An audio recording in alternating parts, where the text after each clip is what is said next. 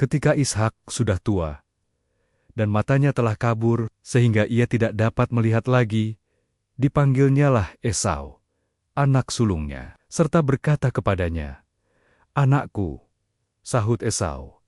"Ya Bapa," berkatalah Ishak, "lihat, aku sudah tua. Aku tidak tahu bila hari kematianku. Maka sekarang, ambillah senjatamu, tabung panah dan busurmu. Pergilah ke padang, dan burulah bagiku seekor binatang. Olahlah bagiku makanan yang enak, seperti yang kugemari.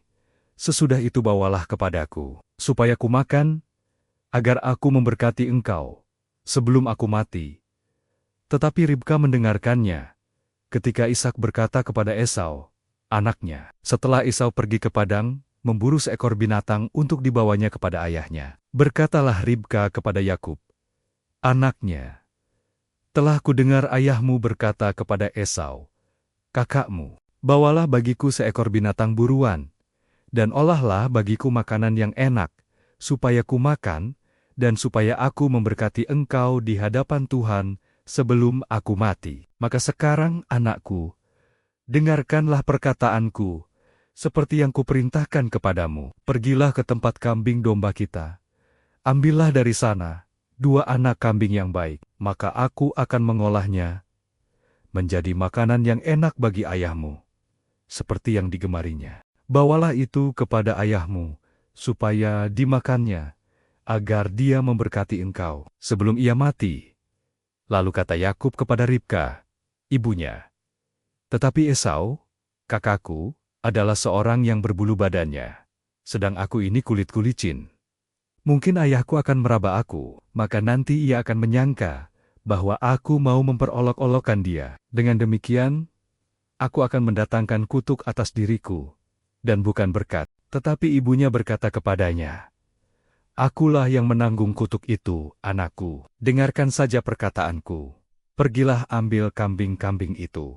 Lalu ia pergi mengambil kambing-kambing itu, dan membawanya kepada ibunya. Sesudah itu ibunya mengolah makanan yang enak, seperti yang digemari ayahnya. Kemudian Ribka mengambil pakaian yang indah kepunyaan Esau, anak sulungnya, pakaian yang disimpannya di rumah, lalu disuruhnyalah dikenakan oleh Yakub, anak bungsunya, dan kulit anak kambing itu dipalutkannya pada kedua tangan Yakub dan pada lehernya yang licin itu. Lalu ia memberikan makanan yang enak dan roti yang telah diolahnya itu kepada Yakub, anaknya. Demikianlah Yakub masuk ke tempat ayahnya serta berkata, "Bapa," sahut ayahnya.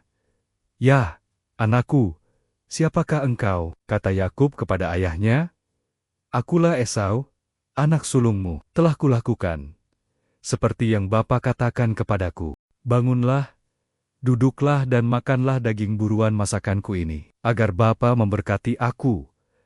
Lalu Ishak berkata kepada anaknya itu, "Lekas juga engkau mendapatnya."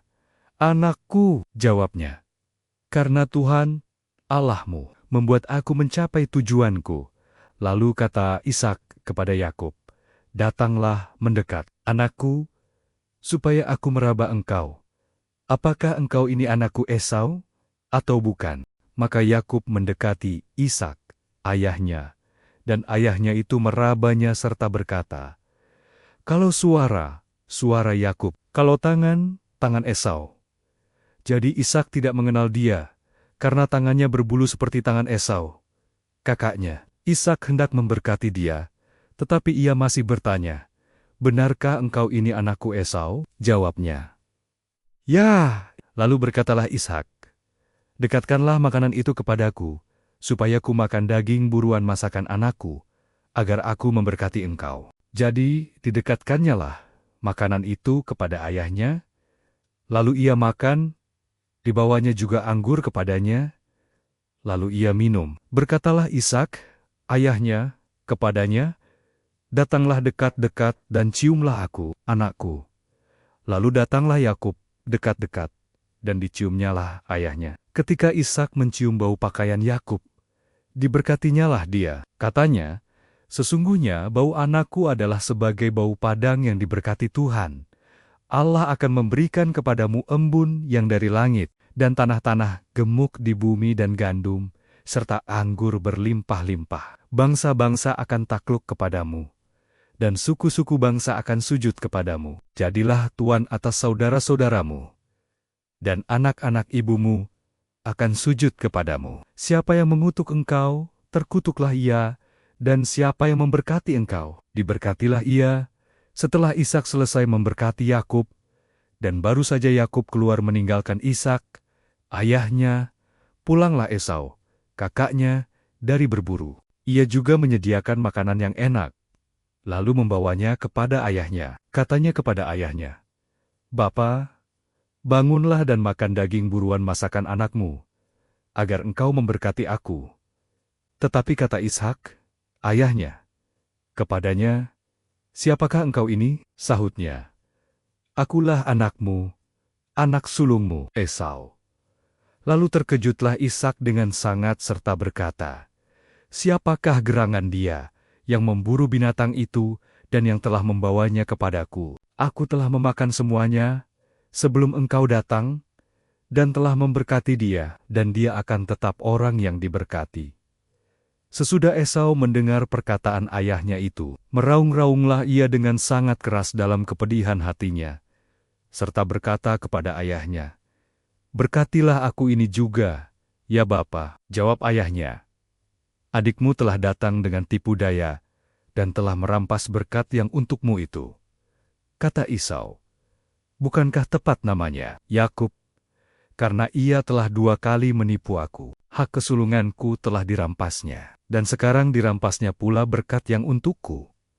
Lalu katanya, "Apakah Bapa tidak mempunyai berkat lain bagiku?" Lalu Ishak menjawab Esau, katanya, "Sesungguhnya telah kuangkat dia menjadi tuan atas engkau, dan segala saudaranya telah kuberikan kepadanya menjadi hambanya, dan telah kubekali dia dengan gandum dan anggur. Maka kepadamu, apa lagi yang dapat kuperbuat, ya anakku?" Kata Esau kepada ayahnya, "Hanya berkat yang satu itukah ada padamu, ya Bapa? Berkatilah aku ini juga, ya Bapa." Dan dengan suara keras, menangislah Esau. Lalu Ishak, ayahnya, menjawabnya, "Sesungguhnya tempat kediamanmu akan jauh dari tanah gemuk di bumi, dan jauh dari embun dari langit di atas. Engkau akan hidup dari pedangmu, dan engkau akan menjadi hamba adikmu. Tetapi akan terjadi kelak, apabila engkau berusaha sungguh-sungguh, maka engkau akan melemparkan kuk itu dari tengkukmu."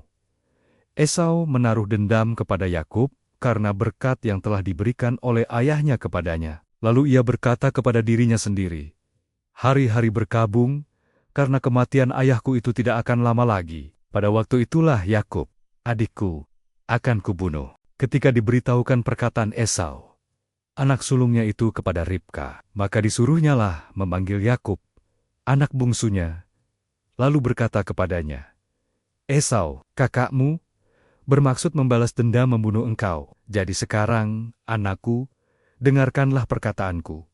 Bersiaplah engkau, dan larilah kepada Laban saudaraku, ke Haran, dan tinggallah padanya beberapa waktu lamanya, sampai kegeraman dan kemarahan kakakmu itu surut daripadamu, dan ia lupa apa yang telah engkau perbuat kepadanya. Kemudian, aku akan menyuruh orang menjemput engkau dari situ. Mengapa aku akan kehilangan kamu berdua pada satu hari juga?" Kemudian, Ribka berkata kepada Ishak, "Aku telah jemu hidup karena perempuan-perempuan Het itu. Jikalau Yakub juga mengambil seorang istri dari antara perempuan negeri ini, semacam perempuan Het itu, apa gunanya aku hidup lagi?"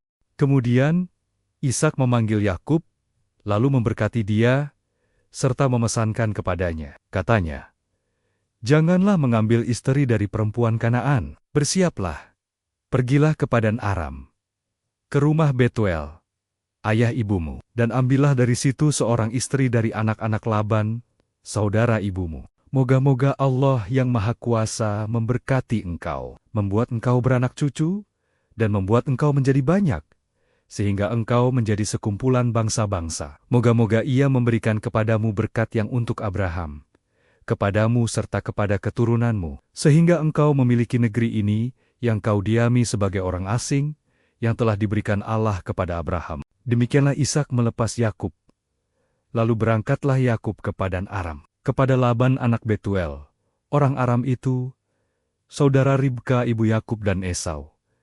Ketika Esau melihat bahwa Ishak telah memberkati Yakub dan melepasnya ke Padan Aram untuk mengambil istri dari situ, pada waktu ia memberkatinya, ia telah memesankan kepada Yakub, "Janganlah ambil istri dari antara perempuan Kanaan." Dan bahwa Yakub mendengarkan perkataan ayah dan ibunya, dan pergi ke Padan Aram. Maka Esau pun menyadari bahwa perempuan Kanaan itu tidak disukai oleh Ishak, ayahnya. Sebab itu ia pergi kepada Ismael, dan mengambil Mahalat menjadi istrinya, di samping kedua istrinya yang telah ada. Mahalat adalah anak Ismail, anak Abraham, adik Nebayot. Maka Yakub berangkat dari Berseba, dan pergi ke Haran. Ia sampai di suatu tempat, dan bermalam di situ, karena matahari telah terbenam. Ia mengambil sebuah batu yang terletak di tempat itu, dan dipakainya sebagai alas kepala, lalu membaringkan dirinya di tempat itu. Maka bermimpilah ia.